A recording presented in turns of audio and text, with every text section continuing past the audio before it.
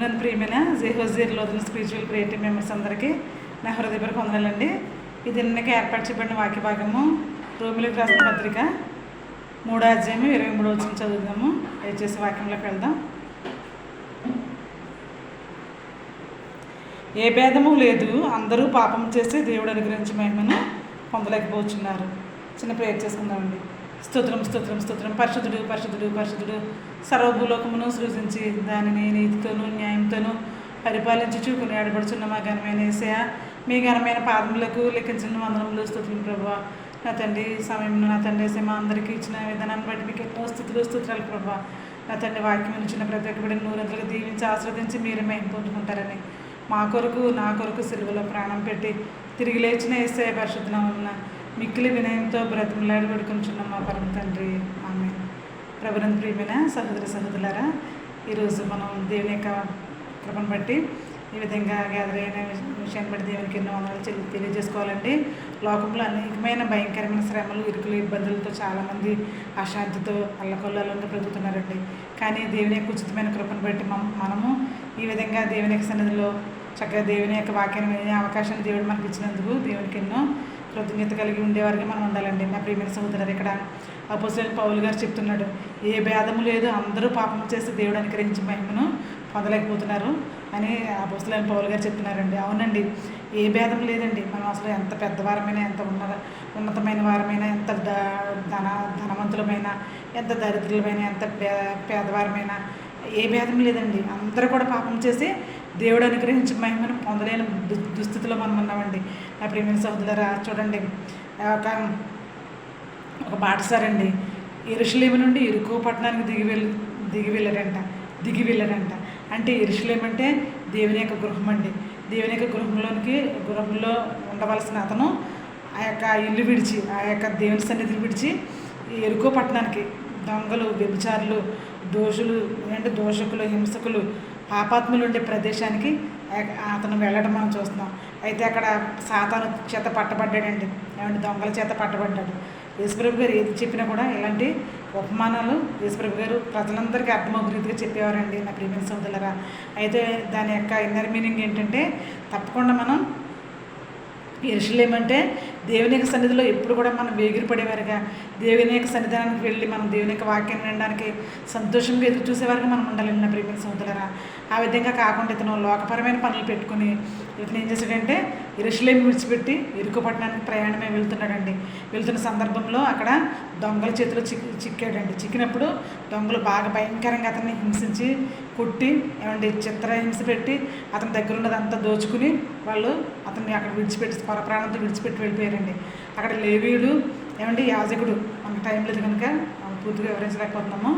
లేవీయుడు, యాజకుడు అక్కడ ఆ మార్గం గుండా వెళ్తున్నారు. కానీ చూశారు, కానీ అతన్ని పట్టించుకోలేదండి. పట్టించుకోకుండా అలా తొంగి చూశారు, వెంటనే వెళ్ళిపోయారు. కానీ మంచి సమరయుడు మన ప్రభువైన యేసుక్రీస్తు వారు, మంచి సమరయుడికి సాదృశ్యంగా మన ప్రభువైన యేసుక్రీస్తు వారు ఉన్నారండి. మంచి సమరయుడు ఏం చేశాడంటే, ఆ యొక్క దొంగల చేతిలో పట్టబడ్డ అతన్ని చూసి అతనికి జాలిపడి దయ చూపించి అతని పట్ల అతను ఎంత భయంకరంగా ఉన్నా కూడా, అతను ఎంత మురికి కంపుతో ఉన్నా కూడా, ఆ యొక్క అతను పొందిన దెబ్బల చేత అతను చాలా భయంకరమైన దుర్వాసన కొడుతున్నప్పటికీ ఈ యొక్క మంచి సమరయుడు ఏం చేశాడంటే ఆ యొక్క గాయాలని శుద్ధి చేశాడండి. గాయాలని శుద్ధి చేసి తన యొక్క వాహనం మీద ఎక్కించుకుని పూటకొళ్ళవాని ఇంటికి తీసుకువెళ్ళాడండి. నా ప్రియమైన సహోదరులారా, ఆయనకి అతను రోగంతో అతను కోలుకునే వరకు కూడా, అతను పోగొట్టుకున్న యొక్క రక్తాన్ని, పోగొట్టుకున్న ప్రాణాన్ని తిరిగి రప్పించుకునే వరకు, తిరిగి తను ఆరోగ్యం పొందుకునే వరకు కూడా పూటకోళ్ళవాని ఇంట ఆ యొక్క మంచి సమరయుడు అతన్ని ఉంచడం చూస్తున్నాం. నా ప్రియమైన సోదరులారా, ధనాన్ని వెచ్చించారండి. ధనాన్ని వెచ్చించి నేను వచ్చే వరకు కూడా ఇతనికి ఈ విధంగా పోషించనిదని ఆ యొక్క పూటకోళ్ళవానితో చెప్పడం మనం చూస్తున్నాం. నా ప్రియమైన సోదరులారా, అంటే దీనికి అర్థం ఏంటంటేనండి, మనం భయంకరమైన పాపంలో ఉన్నామండి. పాపంలో సాతానికి దాసులమైపోయామండి. మనల్ని ఆ యొక్క భయంకరమైన సాతానికి దాసులపై మనల్ని దేవుడు తన స్వరక్తమిచ్చి మనల్ని కొనుక్కున్నాడండి. కొనుక్కున్నాడు. తర్వాత మనకి బాప్తిస్మం అనే గొప్ప వరాన్ని మనకి ఇచ్చారు. మన యొక్క పాపం బిడ్డతో మనం తెలుసుకునే శక్తిని, కృపని ఆయన మనకి ఇచ్చారండి. ఇక్కడ రోమిలకు రాసిన పత్రిక 3వ అధ్యాయం 24వ వచనంలో ఉంది, కృపచేతనే మనం దేవుడిని మనం పిలుస్తున్నామండి. దేవుడిని మన కృపచేతనే మనం నమ్ముకున్నామండి. మన వలన కలిగింది కాదండి. కేవలం దేవుని యొక్క కృపేనండి నా ప్రియమైన సోదరులారా. అందుకే మనం ఏం చేయాలంటే ఈ కృపను అందరికీ కలిగజేసేవారికి మనం ఉండాలండి. ఆ మంచి సమరయుడు చూడండి ఏమండి, ఆ యొక్క పూటకోళ్ళ వారిని ఇంటికి తీసుకెళ్ళి సంతృప్తిగా ఆహారం పెట్టడానికి అక్కడ యోగ్యకరంగా ఆ యొక్క ఇంటి దగ్గర ఆ యొక్క ఆ బాటసారిని ఉంచడం మనం చూస్తున్నాం నా ప్రియమైన సోదరులారా. అంటే దేవుని యొక్క సన్నిధానాన్ని తీసుకురావాలండి. ఎవరైతే పాపంలో నిలిచిపోయి ఉన్నారో వాళ్ళకి మనం మంచి మాటలు చెప్పి ఏమండి వాళ్ళ యొక్క మనస్తత్వాన్ని మనం మంచిగా దేవుని వైపు తిప్పి ఏమండి దేవుని మీద వాళ్ళు ఆధారపడే విధంగా మనం వాళ్ళని మోటివేట్ చేసి దేవుని యొక్క వాక్యాన్ని మనం బోధించే వారికి అప్పుడు దేవుని సన్నిధానం తీసుకురావాలండి. దేవుని సన్నిధానం తీసుకొచ్చినప్పుడు దేవుని యొక్క సన్నిధిలో సంతృప్తి అయిన ఆహారం మనకి ఉంటుందండి నా ప్రియమైన సహోదరుల. జీవాహారం అనేది మనకు ఉంటుంది. చాలాసార్లు మనం చెప్పుకున్నాం ఏమంటే శరీరానికి ఆహారం మనం ప్రతిరోజు టిఫిన్స్ ఏమంటే ఉదయం అయితే బ్రేక్ఫాస్ట్, మధ్యాహ్నం అయితే లంచ్, సాయంత్రం అయితే డిన్నర్ ఇవన్నీ చేస్తేనే మన యొక్క శరీరం చక్కగా పనిచేస్తూ ఉంటుంది. మన యొక్క గుండె పనిచేస్తుందండి. ఏమంటే మనం తిన్న ఆహారం రక్తంగా మారి అది అన్ని అవయవాలకి గుండె ద్వారా అది సరఫరా అయిన తర్వాత మనం నిలబడగలుగుతున్నాం. మన అవయవాలు పనిచేస్తున్నాయండి. అట్ ది సేమ్ టైం అదేవిధంగా మన యొక్క ఆత్మీయమైన జీవితం పనిచేయాలంటే దేవుని యొక్క వాక్యాన్ని మనం ఇప్పుడు కూడా వినేవారిగా ఉండాలండి. వాక్యానుసారమైన జీవితాన్ని ఇమ్మని దేవుని మనం కోరేవారిగా ఉండాలి నా ప్రియమైన సోదరులారా. అప్పుడు మాత్రమే తప్పకుండా మనం దేవుని యొక్క వాక్యాన్ని విన్నప్పుడు అది చాలాసార్లు మనం చెప్పుకున్నాం. వాక్యం శరీర కృపాసత్య సంపూర్ణుడిగా మన మధ్యలో నివసించి అది వాక్యానుసారమైన జీవితాన్ని జీవించలేకనే పరిశుద్ధాత్మ దేవుడు మనకు సహాయం చేస్తారండి నా ప్రియమైన సోదరులారా. అందుకే ఆ మంచి సమరయుడు ఏ విధంగా అయితే పూటకోళ్ళవాని భోజనం సంతృప్తిగా దొరికే ప్రదేశానికి ఏ విధంగా అయితే తీసుకువెళ్ళాడో అట్టి రీతిగా మనం కనుగొన్న ఒక వ్యక్తిని ఏమంటే సహోదరుల్ని మనం ఏం చేయాలంటే తప్పకుండా దేవుని సన్నిధానాన్ని తీసుకురావాలండి. దేవుని సన్నిధానాన్ని తీసుకొచ్చినప్పుడు వాళ్ళు దేవుని సన్నిధిలో చక్కటి వాక్యాన్ని వింటారండి. వాక్యానుసారంగా వింటారు కనుక ఆ వాక్యం మధ్య ఏమండి మా యొక్క ఆత్మలను పటిష్టపరుస్తుందండి. పటిష్టపరిచి ఈయన నా తండ్రి, ఈయన నా దేవుడు అని మనం దేవుణ్ణి మనం సంతృప్తిగా మనం ఒప్పుకునేవారిగా మనం ఉంటామండి. మన నోటితో మనం ఒప్పుకుంటాం. నోటితో మనం ఒప్పుకున్నప్పుడు తప్పకుండా దేవుడు కనికరం చూపించేవారిగా ఉంటారండి. అప్పుడు మనల్ని ఆయన బిడ్డలుగా స్వీకరిస్తారు నా ప్రియమైన సోదరులారా. అందుకే ఇక్కడ 109వ దావీదు కీర్తనలో ఉందండి 17వ వచనంలో. అక్కడ అంటే శపించేవారు చాలామంది శపిస్తూనే ఉంటారంట. ఆ శపించేవారికి ఆ శాపం అనేది వాళ్ళకే తగులుతుందంటండి. ఆ శాపం వాళ్ళకే తగులుతుందంట. తర్వాత ఇక 17వ వచనంలో ఉందండి 109వ దావీదు కీర్తన 17వ వచనంలో ఏమనుందంటే దీవెన వారికి ఇష్టం ఉండదంట. దీవెన ఎవరికైనా దీవించడం వాళ్ళకి ఇష్టం ఉండదండి. దీవించడం వాళ్ళకి ఇష్టం లేనప్పుడు వాళ్ళకి ఎవరికైతే దీవించడం ఇష్టం లేదో వాళ్ళకి ఏంటంటేనంటండి ఆ దీవెన అనేది దూరం అవుతుందంట నా ప్రియమైన సోదరులారా. ఆ యొక్క దేవుని యొక్క ఆశీర్వాదం అనేది దూరం అవుతుందంట. అందుకే మనం ప్రతి ఒక్కరి పట్ల మనం ప్రేమను చూపించాలండి. ప్రతి ఒక్కరి పట్ల మనం జాలి చూపించాలి. ప్రతి ఒక్కరి పట్ల మనం దయాగుణాన్ని చూపించాలండి నా ప్రియమైన సోదరులారా. ఎప్పుడైతే మనం ఆ విధంగా ఎదటివారి పట్ల మనం దయను చూపిస్తామో, ఎదటివారిని దీవిస్తామో దేవుడు మనల్ని దీవిస్తారంట నా ప్రియమైన సోదరులారా. ఇక్కడ కీర్తనకారుడు చెప్తున్నాడు ఏమండి దావీదు మహారాజు ఎంతగానో చక్కగా ఎన్నో అనుభవాలతో ఆయన ఈ విధంగా రాయడం చూస్తున్నాం నా ప్రియమైన సోదరులారా. ఇక్కడ ఏంటంటే 109వ దావీదు కీర్తనలో ఇక్కడ ఏం చెప్తున్నారంటే 109వ దావీదు కీర్తన 17వ వచనంలోనండి శపించడం మనకి ఇష్టమైనప్పుడు ఆ శాపం మనకే తగులుతుంది అంటండి. దీవెన అనేది మనకి ఇష్టం లేనప్పుడు, ఆశీర్వాదం అనేది మనకి ఇష్టం లేనప్పుడు, ఎదుటివారికి మనం ఆశీర్వాదాన్ని ఇవ్వడానికి ఇష్టం లేనప్పుడు మనం ఏంటంటే ఆ దీవెన ఆ ఆశీర్వాదం మనకు దూరం అయిపోతుందండి నా ప్రియమైన సోదరులారా. అంటే ఆశీర్వాదం దూరం అవ్వకుండా ఉండాలన్నా ఏమండి శాపం మన దగ్గరికి రాకుండా ఉండాలన్నా ఎదుటివారిని మనం శపించకూడదండి నా ప్రియమైన సోదరులారా. ఎదుటివారిని ఎప్పుడు కూడా మనం ఆశీర్వచనమే పలకాలండి. మన నోట ఎప్పుడు కూడా ఆశీర్వచనమే ఉండాలంట. శాపవచనాలు అసలు మన దగ్గరికి రాకూడదండి నా ప్రియమైన సోదరులారా. మనం మంచి కోరుకుంటే మంచి జరుగుతుందండి. ఏమండి కీడు కోరుకుంటే కీడు జరుగుతుంది. అందుకే ఇప్పుడు కూడా ఎదటివారు బాగుండాలంటే కనుక మనం అప్పుడు బాగుంటామండి నా ప్రియమైన సోదరులారా. చూడు నా కుమార్తె నేను పుట్టించిన ఈ బిడ్డను బాగోవాలని కోరుకుంటుంది కదా, అందుకే నేను కూడా తిన్న కూడా నేను బాగు చేయాలనేసి దేవుడు అనుకుంటాడండి నా ప్రియమైన సోదరులారా. చూడండి ఆ పూటకొల్లవారిని ఇంటికి తీసుకువెళ్ళటం కారణం ఏంటంటే ఆయన ఆ గాయాలన్నీ శుభ్రం చేస్తారు. తర్వాత పూటకొల్లవారిని ఇంటికి తీసుకువెళ్ళటం మనం చూస్తాం. అంటే ఆహారం సమృద్ధిగా ఆ బిడ్డకు అందించడానికి శారీరకమైన బలాన్ని చేకూర్చడానికి అక్కడ తీసుకెళ్ళటం మనం చూస్తాం. అదేవిధంగా మనం ఎవరినైతే మనం దేవునికి వాక్యాన్ని మనం దగ్గర చేర్చాలని మనం అనుకుంటామో వారి పట్ల మనం దయ, జాలి, ప్రేమ, కరుణ చూపించాలండి. చూపించినప్పుడు వాళ్ళని వాక్యం దగ్గర మనం తీసుకురాగల శక్తిని దేవుడే మనకి ఇస్తారండి. అప్పుడు మనం వాళ్ళకి చెప్పినప్పుడు వాళ్ళు వింటారండి. పరిశుద్ధాత్మ దేవుడే వాళ్ళలో క్రియ జరిపిస్తారు. పరిశుద్ధాత్మ దేవుడే వాళ్ళకి ప్రేరేపణ అనేది కలుగ చేస్తారు. కలుగ చేసినప్పుడు వాళ్ళు తండ్రి అని దేవుని యొక్క సన్నిధానానికి వస్తారండి. దేవుని యొక్క సన్నిధానానికి వచ్చినప్పుడు వాళ్ళు దేవుని యొక్క వాక్యాన్ని చక్కగా ఉంటారు, వాక్యాన్ని చక్కగా అర్థం చేసుకుంటారు.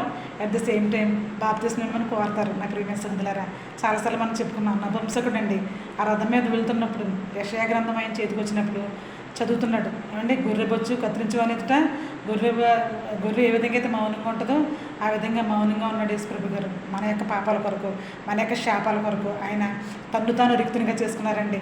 ఆయన యొక్క పరలోక సింహాసనాన్ని విడిచిపెట్టారండి, ఈ భూలోకానికి వచ్చారండి. వచ్చి ఆయన మన కోసం ఆయన సర్వస్వాన్ని ఆయన విడిచిపెట్టి భయంకరమైన దెబ్బలు పొందారండి, భయంకరమైన అవమానం పొందుకున్నాడు.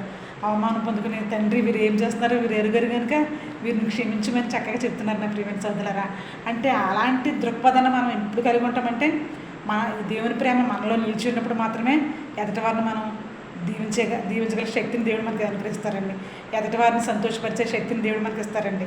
ఎదుటి వారిని క్షమించకూడదనే జ్ఞానాన్ని దేవుడు మనకి ఇస్తారండి. ఇప్పుడు దేవుని యొక్క వాక్యాన్ని మనం విన్నప్పుడు, దేవుని యొక్క వాక్యాన్ని మనం సంతోషంగా చదివినప్పుడు అండి చూడండి ఆ వ్యక్తి యెరూషలేమును చేరుకోకి దిగి వెళ్ళిపోతున్నాడంట. నా ప్రియమైన సహోదరులారా, సింహాసనాన్ని విడిచిపెట్టాము ఏమండి, దేవుని యొక్క కుమారత్వాన్ని విడిచిపెట్టేస్తాము చాలాసార్లు. మనం అది విడిచిపెట్టకూడదండి. విడిచిపెట్టకుండా ఎప్పుడు కూడా దేవుడిని మనం గట్టిగా పట్టుకుని ఉండేవారిగా మనం ఉండాలండి.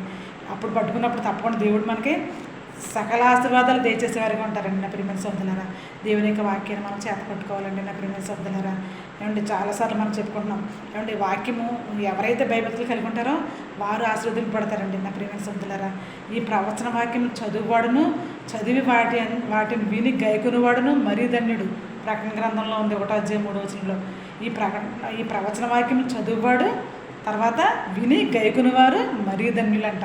నా ప్రియమైన సహోదరులారా, ఆ విధంగా మనం దేవుని యొక్క వాక్యాన్ని విందామండి. దేవుని యొక్క వాక్యాన్ని గైకొనే వారిగా ఉందాం. వాక్యాన్ని గైకొనడం మనం ఎప్పుడైతే దేవుని యొక్క వాక్యాన్ని చదువుతామో దేవుడే మనకు అర్థమగు రీతిగా ఆయన సహాయం చేస్తారండి. నా ప్రియమైన సహోదరులారా, అందుకే ఎప్పుడు కూడా మనం ఒకరినొకరు క్షేపించుకోవద్దు, ఒకరినొకరు నిందించుకోవద్దు, ఒకరి మీద ఒకరు చాడులు చెప్పుకోవద్దు అండి. నా ప్రియమైన సహోదరులారా, మంచి సమరయుడు ఏ విధంగా అయితే ఆ పాపంలో నశించిపోతున్న అతన్ని ఏమండి రక్షించి దేవుని సన్నిధానాలకు వచ్చి సంతృప్తికరమైన దేవుని వాక్యాన్ని ఆ బిడ్డకి అందించి ఆ బిడ్డకి పరలోక భాగ్యాన్ని ఏ విధంగా అయితే అనుగ్రహించారో అట్టి రీతిగా మనం కూడా మన యొక్క సహోదరులకు, మన యొక్క బంధువులకు, మన యొక్క మిత్రులకు, మన యొక్క ఇరుగు పొరుగు వారికి ఏమండి, మన యొక్క కొలీగ్స్కి మనం తప్పకుండా దేవుని యొక్క వాక్యాన్ని వినిపించేద్దామండి. ప్రభు బల్ల దగ్గరికి వాళ్ళని తీసుకొద్దామండి. ప్రభు సన్నిధి దగ్గరికి వాళ్ళని తీసుకొద్దామండి. పాలుతీనలు ప్రయాణించే దేశంలోనికి వాళ్ళు ప్రవేశించలాగిన మనమే వాళ్ళకి మోటివేట్ చేసేవారిగా మనం ఉండాలండి. నా ప్రియమైన సోదరులారా, ఆ విధంగా చేసినప్పుడు చూడండి చాలాసార్లు ఇశ్రాయేలు ప్రజల గురించి చెప్పడం నాకు చాలా ఇష్టం అండి. ఇశ్రాయేలు ప్రజలండి ఏమండి 70 మందిగా బయలుదేరారంటండి వాళ్ళు, కానీ 40 లక్షల మంది కాల్బలం వారు అయ్యారండి. అంతగా దేవుడు వాళ్ళని దీవించాడండి. నా ప్రియమైన సోదరులారా, ఆ యొక్క అరణ్యంలో వారు అంతగా ఆశీర్వదింపబడ్డారండి. నా ప్రియమైన సోదరులారా, 70 మందిగా బయలుదేరారండి ఐగుప్తు దేశం నుంచి. వారు 40 లక్షల కాల్బలంగా తయారయ్యారండి. నా ప్రియమైన సోదరులారా, అంటే దేవుడు అంతగా హెచ్చించేవాడుగా ఉన్నాడండి. దేవుడు అంతగా దీవించేవాడుగా ఉన్నాడు.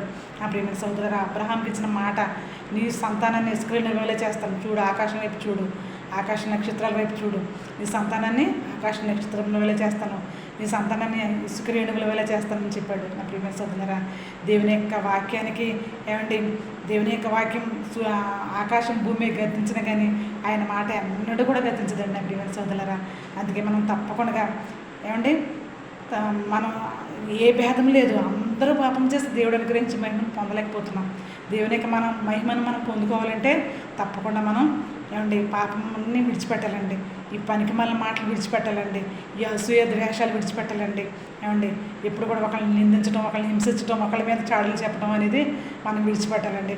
ఏమండి ఒకళ్ళ పట్ల అసూయ, కొంతమంది చూపులతోనే చాలా చాలా భయంకరంగా క్రోధంగా చూస్తారు.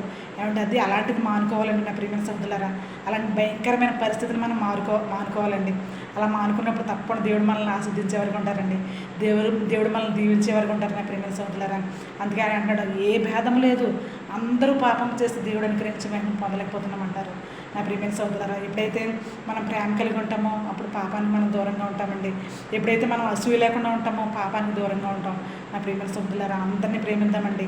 దేవుడు చెప్పాడు, ఆయన భయంకరమైన గాయాలు పొందుకుని సిలువ మీద ఉన్నప్పుడు కూడా ఆయన ఏమంటారంటే, తండ్రి వీరు ఏం చేస్తున్నారో వీరు ఎరుగరు కనుక వీరిని క్షమించమని దేవుణ్ణి కోరుతున్నాడండి మన ప్రభు అయిన యేసుక్రీస్తు వారు.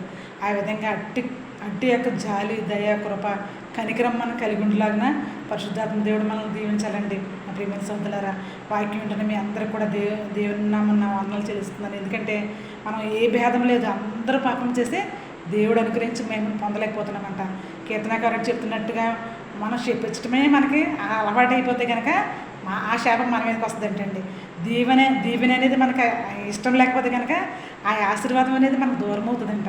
ఆ దీవెన అనేది మనకు దూరం అవుతుందంట. నా ప్రియమైన సోదరులారా, అందుకే మనం ఇప్పుడు కూడా ప్రతి ఒక్కరి పట్ల ఆ ప్రేమను, ఆప్యాయతను, వాత్సల్యాన్ని, మంచి ప్రేమను మనం కలిగి ఉందామండి.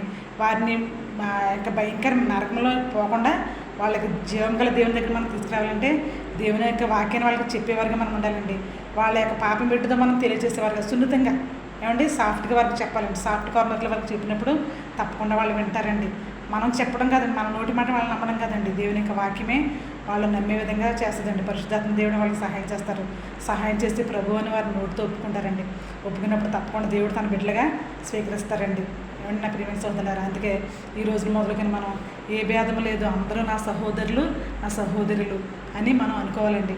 మంచి సమరయుడు ఏ విధంగా అయితే ఆ పూటకోళ్ళవాని ఇంటికి తీసుకువెళ్ళి అతనికి ఆరోగ్యకరమైన భోజనం అందించే విధంగా చేశారో, అట్టి రీతిగా మనం ప్రతి ఒక్క బిడ్డను కూడా దేవునికి సన్నిధానానికి తీసుకొచ్చి అండ్ దేవుని జీవాహారాన్ని వాళ్ళకి అందించి వాళ్ళ యొక్క ఆత్మలకు, వాళ్ళ యొక్క స్పిరిచువల్కి ఎక్కువ బలాన్ని చేకూర్చి ఆత్మీయంగా బలపడే విధంగా మన యొక్క ఫ్రెండ్స్ని, మన యొక్క స్నేహితుల్ని, మన యొక్క బంధువుల్ని ఆ విధంగా తయారు చేద్దామండి. అప్పుడు వారు దేవుని బిడ్డలుగా జీవించడానికి వాళ్ళకి అవకాశం అనేది మనమే కల్పించిన వారం అవుతామండి. నా ప్రియమైన సోదరులారా, అట్టి భాగ్యాన్ని మనం అందరం పొందులాగిన మన అందరి కుటుంబాలను దేవుడు ఆయురారోగ్యాలతో, సుఖ సంతోషాలతో దీవించి ఆశీర్వదించును గాక.